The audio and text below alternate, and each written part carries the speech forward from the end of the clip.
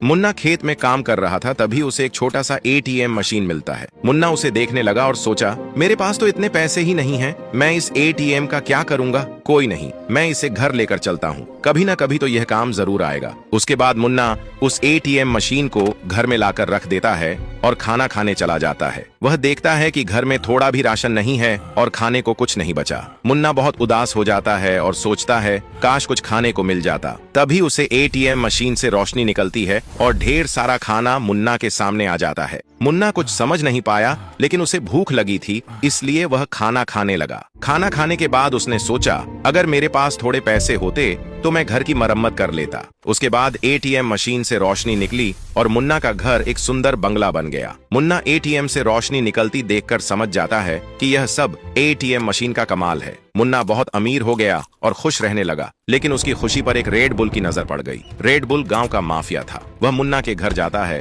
और दिन दहाड़े उसका एटीएम छीन लेता है। मुन्ना बहुत उदास हो जाता है और वह रोने लगता है, लेकिन वह कुछ नहीं कर सकता था। उसके बाद रेड बुल एटीएम से पैसा निकालने लगा, तभी एटीएम गायब हो गया और रेड बुल का घर टूट गया। एटीएम मशीन गायब होकर मुन्ना के घर आ जाती है और मुन्ना उसे देखकर बहुत खुश हो जाता है। रेड बुल एटीएम न पाकर गांव में आतंक मचा देता है और वह सारे गांव वालों को बंदी बना लेता है और कहता है, अगर वह एटीएम मुझे नहीं मिला तो मैं सारे गांव वालों को नौकर बना लूंगा।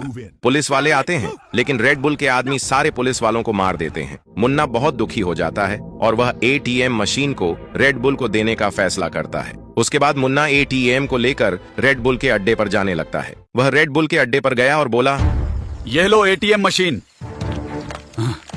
अब तुम सब गांव वालों को छोड़ दो। वह रेड बुल को जैसे ही एटीएम मशीन देने वाला था, तभी एटीएम मशीन से आवाज आई, अब फैसला वोटिंग से होगा।